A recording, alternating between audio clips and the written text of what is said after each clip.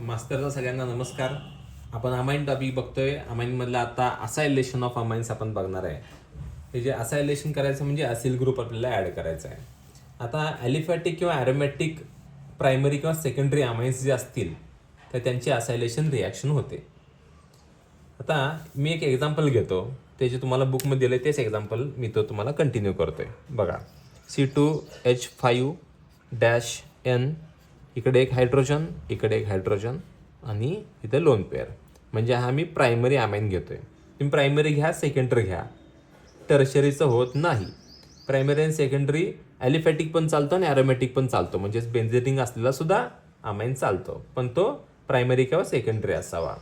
आता याचीच acylation reaction होते. आता याच्यामध्ये रिप्लेसेबल हायड्रोजन, म्हणजेच ह्या दोन हायड्रोजन तुम्हाला जे दिसत आहेत ना, तर याच्यापैकी एक हायड्रोजन रिप्लेस होणार आहे, म्हणून प्रायमरी आणि सेकंडरीसाठीच ही रिॲक्शन होते. टर्शरीमध्ये काय असते, इथं पण एक आर ग्रुप असतो, इथं पण एक आर ग्रुप असतो. मग रिप्लेस कोणाला करायचा? हायड्रोजनला रिप्लेस करू शकत नाही, कारण नायट्रोजनला हायड्रोजन नाही आहेच. त्यामुळं इथं आपण असायलेशन करत असताना जो मोलिक्यूल घेतला आहे नाव काय बघा बरं, इथॅनामाइन. ETHANAMINE, इथेनचा ई काढला आणि अमाइन जोडला, हा प्रायमरी घेतला आहे. प्लस आता आपल्याला कोणता तरी आपल्याला असिल क्लोराईड म्हणजेच एक असिल ग्रुप आपल्याला पाहिजेला आहे. मग आता मी कुठला घेतो बघा, मी तुम्हाला कळावं म्हणून मी असं घेतो -CH3-Cl. म्हणजे ॲक्च्युली आपण असं लिहू शकतो ना, तुम्ही ऑलरेडी आजपर्यंत तुम्ही असा लिहिला आहे, CH3-C_CL असं लिहित होतो आपण. हा असिल ग्रुप हा असा लिहिला काय, असा लिहिला काय, सेमच आहे.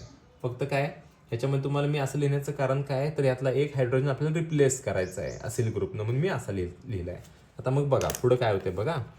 आता याच्यामध्ये आपण इन प्रेझेन्स ऑफ पिरिडीन आपण हे रिॲक्शन करतो. म्हणजे थोडक्यात काय सांगायचं आहे मला, पिरिडीन हा जो बेस म्हणून ॲक्ट होतोय.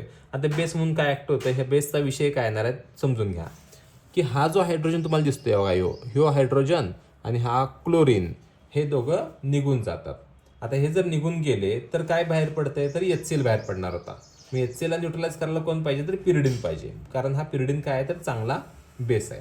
मग आता एक इंटरमिडिएट कंपाऊंड मी तुम्हाला काढून दाखवतो, तो कोणता तयार होते पहिला ते समजून घ्या. हे बघा, इथं लिहितो C2H5-N-.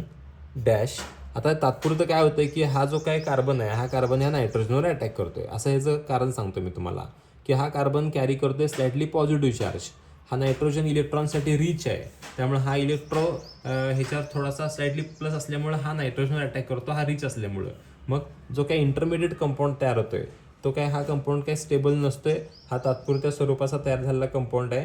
तर C-O-CH3, इथं Cl येतो आणि इथं ऑलरेडी H आहे तसाच, आणि हा नायट्रोजनवर पॉझिटिव्ह चार्ज येतो. हा कंपाऊंड स्टेबल नाही, अनस्टेबल आहे. इन प्रेझेन्स ऑफ मी काय सांगितले, पिरिडीन, PYRIDINE, पिरिडीन.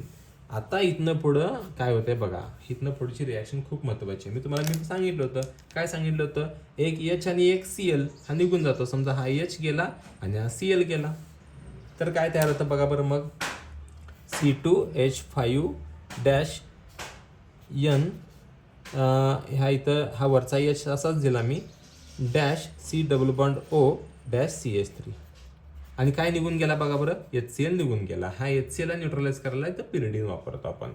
आता बघा याच्यामध्ये तुम्ही जो मोलिक्यूल तयार केला आहे हा कोणता तयार झाला आहे बघा, NETHYL, इथाईल. हा इथिल ग्रुप नायट्रोजनला अटॅच म्हणून इथाईल म्हटलं मी. आणि हा मेन चेन बघा, हे 2 कार्बनचे आहे, याला म्हणायचं ETHAN, अमाइड तयार झाला, AMIDE, अमाइड. बघा हे R-C_O-N, हा अमाइड आहे, हा अमाइड तयार होतो. ही रिॲक्शन मी ॲलिफॅटिकसाठी घेतली, तुम्ही ॲरोमॅटिकसाठी केली तरी चालते, काय हरकत नाही. ॲरोमॅटिक तुम्ही अमाइन घेऊ शकताय, काय हरकत नाही आहे. आता याच्यामध्ये आपण जे बघितलं ते असायलेशन ऑफ अमाइन्स आपण बघितलं. असायलेशन म्हणजे असिल ग्रुप आपण ॲड केला. म्हणजे थोडक्यात काय, हा H काढला आणि Hच्या बदल्यात हा असिल ग्रुप इथं ठेवला आहे. बाकीचं बघा बरं, हे बघा हा असिल ग्रुप, हे बघा हा ग्रुप होता का नाही, हा H काढला आणि हा ग्रुप इथं ठेवला आहे Hच्या बदल्यात, बघा बरं. त्यामुळे याला म्हणायचं असायलेशन ऑफ अमाइन्स. थँक्यू.